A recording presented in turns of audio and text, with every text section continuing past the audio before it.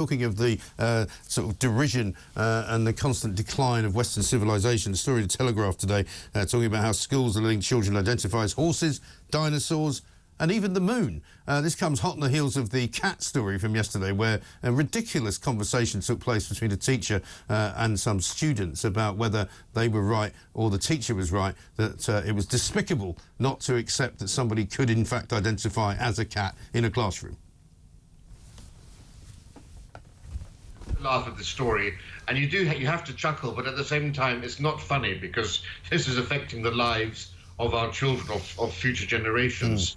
And it just goes to show, you know, when young children are actually showing more common sense than teachers, you know that we're in a screwed up society. I've said for a long time, you know, the two greatest threats to Western culture, Western civilization, one are mass migration, but the other one are the teacher training colleges. You know, when we were at school, there was a good balance between right and left in the school system, but now fewer than 10% of teachers vote for right or centre-right parties. Yeah.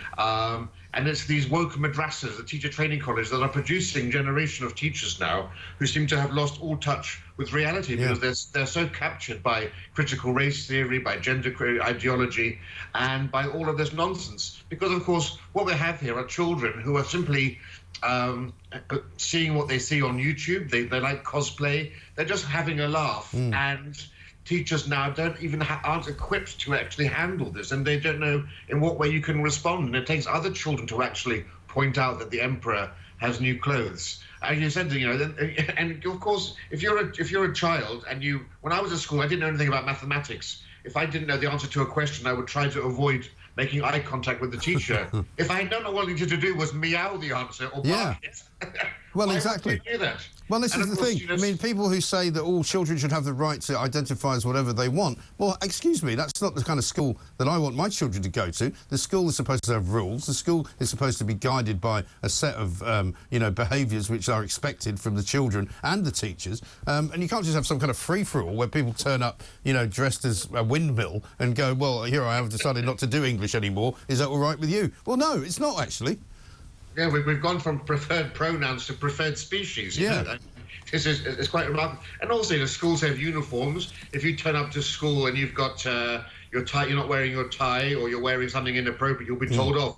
Unless you decide that it's part of your identity. If you can now you can wear a cape, say that you are a moon, and you're not obliged to follow the same rules as everyone else. But of course, what happens with all? I mean, this is all ridiculous and stupid, but it's affecting the education of everyone in the class. Because if you constantly have someone distracted by wanting to use the litter tray or something in the corner of the classroom, that's going to detract from the actual overall education. If children are meowing answers and barking answers out.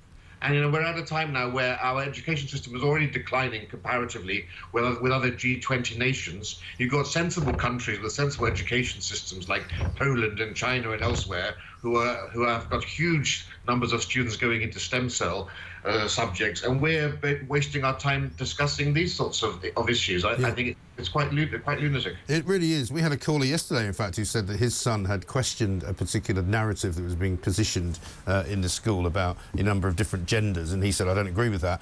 My parents don't agree with it either. And he was basically told that he'd have to have a detention on the basis that he didn't believe something that he was being told was true, even though there was no demonstrable way of proving it was true. It was just an opinion. So, I mean, we're really in a dangerous place here, and I think, surely, I know that Rishi Sunak talks a good game. He's talked about making sure that it's only parents who will be told whether their children are actually seeking to change their gender while at school. But surely they have to get a better grip on the actual curriculum.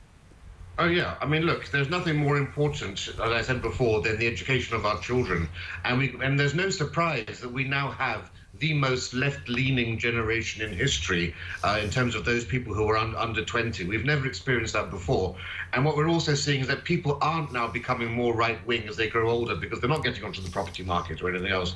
And it's because of the education that they're receiving. So, of course, support for abolishing the monarchy is highest amongst the young of today. I mean, on every index you look at, we've got a generation coming up who have no connection to the history and the heritage and the common sense of previous generations, and that should be a huge wake-up call to the Tory party, who will be facing annihilation because their voters are elderly and are going off the edge of a cliff, and this new insurgents are all voting Green, SNP, and Labour. So it's in the Tories' best interest to get a hold of the curriculum, and yet we're seeing nothing done about it, let alone the teaching of history, which of course is not compulsory beyond the first couple of years of secondary school. No, in fact, they quite often encourage children to just give history up and take on some other subject. But, you know, maybe they'll learn from the Sun poll this morning that actually not everything you hear in this sort of the hallowed halls of the liberal left is actually what the people of this country want. You know, people don't want net zero. We've been told for years, but all the polls show that people really want us to look after the planet. Well, they do until you ask them for money in order to do so, and then everybody quite rightly goes, actually,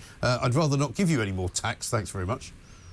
Yes, so we now know 62% of the great British public believe that it's far more important, quite obviously, to get control of our economic situation at the moment and get these prices down than it is to mindlessly just throw bucket load after bucket load of money on pursuing this arbitrary date of 2050. You know, look, we have to admit most people in this country do believe actually in some form of net zero, but this random choice that Theresa May just fell upon in 2019, saying, oh well, 2050 will be the target date, knowing full well she wouldn't be prime minister a decade or two down the line when all of the consequences of that rash decision would come home to roost. Look, we've got the economy stagnating. Wages haven't increased for 20 years. That's the longest period since the Napoleonic Wars 200 years ago. We've got a cost of living crisis with, you know, inflation at rates not since the 1970s. Our quality of life is deteriorating. And this is the time they want us to take out loans to get new boilers for £10,000, to get new green cars for £50,000, to penalise us every time we go into ULEZ. You know, I've just spoken about Poland and China. Poland is going to surpass the UK's GDP by 2030. That's just in 7 years, according to predictions. China's going ahead with this economic development without paying heed to net zero. All of our competitors are going to be advancing over us because we're foolishly tying ourselves to this impossible dream. Yeah, and it is an impossible dream, and it's a dream that nobody wants. More like a nightmare. Rafe, very good to talk to you. Thank you very much indeed. Rafe Heydel-Mankoo, historian, broadcaster, senior fellow at the New Culture Forum.